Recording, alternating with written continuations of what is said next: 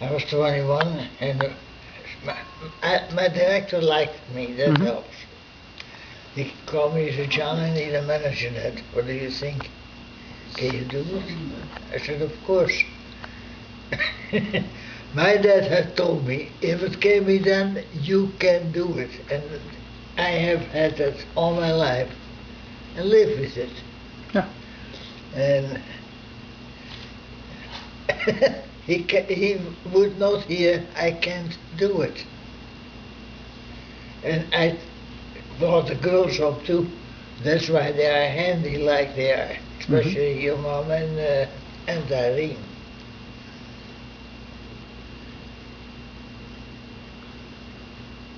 If you have the skills, use them and use them to get ahead. Yeah. Yeah.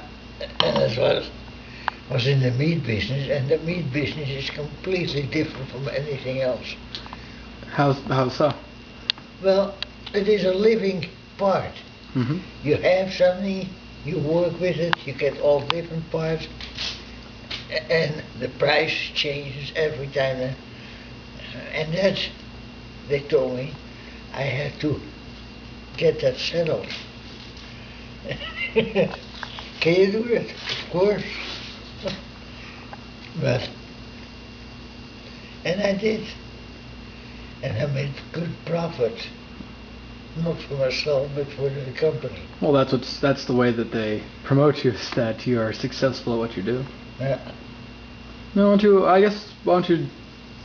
how did you get started in the meat industry? Well, I came by working for a company, and co-op, and I started out at the bread department. And then he told me he wanted me to go to the meat department and start working there. Worked out fine.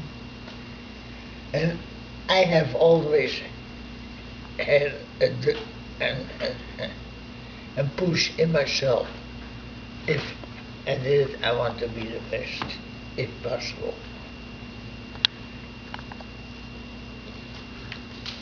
And that's why I'm glad that my grandkids, like yourself, and Colin, and I hope Austin too, and I think even Andrew is starting to go in that direction. Huh? So, I guess then, is that what what did you want to do when you were growing up, when you were Austin's age, Caitlin's age? Where did you want to do? Well, I actually didn't have any career set. path? No. Okay. So, you didn't want to be a doctor or a lawyer or? No, that's never been in my mind. Okay. But I wanted to run a company. That's what.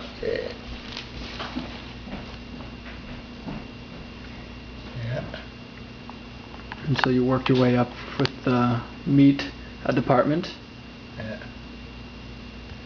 And that's what you use, and that's why you ended up in meat over when you first moved to the United States, is because that's what your skill was, what's strongest.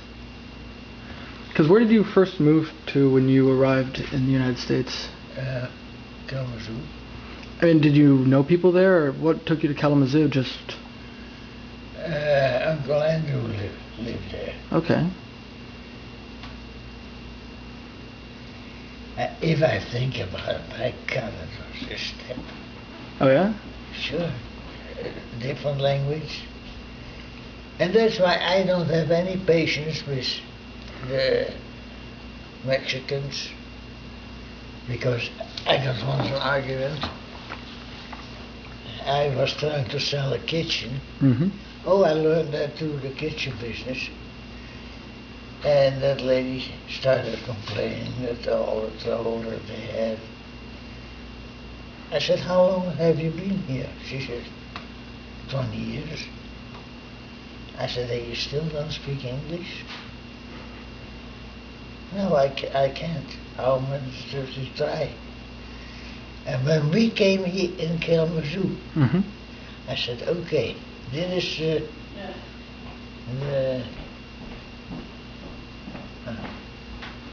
Alles wat is een drempel. Are you talking to me? Yeah, what's... What? Een drempel, like... Threshold. Oh, okay. As soon as we went over the threshold, I said, okay, we speak English. And of course we were not good in it, but we tried. And your mom had the hardest part, because I sent her to school, or we sent her to school. She couldn't speak a word English, and the school didn't speak a word Dutch. And I brought her there in the morning, and I told her I would come lunchtime and pick her up. I came to her, and there your mom came, crying her little heart out. I said, what's the matter? She said, I don't go back. They talk to me, and and I talk back, and all the teacher does is that. And that was hard.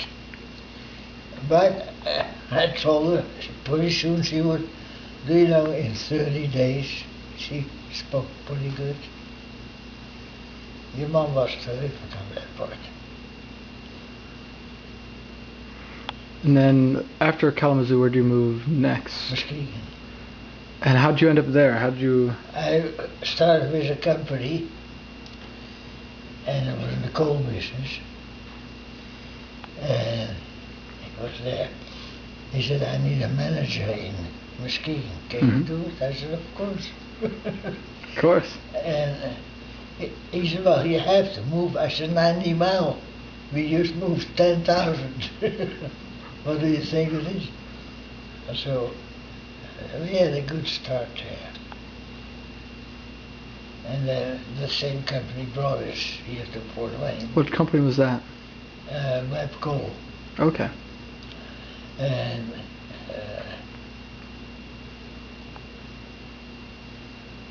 then they wanted us to go Bay City or something like it. Mm-hmm. And I said, no, we don't move anymore. Not in that short a time. Because hey, it was hard, especially hard on her too, because I had to go out and work. The kids, that's another thing. Marion, Irene, no. Yeah, Marion. She was only 4. Mm-hmm. So we bought a swing set. And I tell you something, when I had the last nut tightened, the kids were playing on the swing set, talking to each other. Irene, Marion could speak pretty good quickly too. Mm-hmm. And that was our biggest first purchase, $39.95. But it gave her a start, because many times she said, Dad, listen, what does he or she say? Was good for me too. Yeah. But so when did you learn the kitchen making? When did you learn the cabinetry? actually pretty soon after I came here in Fort Wayne. My neighbor was in this business. Mm-hmm. Now this is when you lived over on Reckaweg? No. Yeah, Rich Lane Drive. Oh, Rich Lane Drive. And he said, Jan, I want somebody in the company with me. You want to do it? I said, of course, hey. After all, your company wanted to move you off to different cities, so you're looking for opportunity. Yeah, so, and I didn't want to go out of town anymore. Because we were moving all over the place, and we started a business, and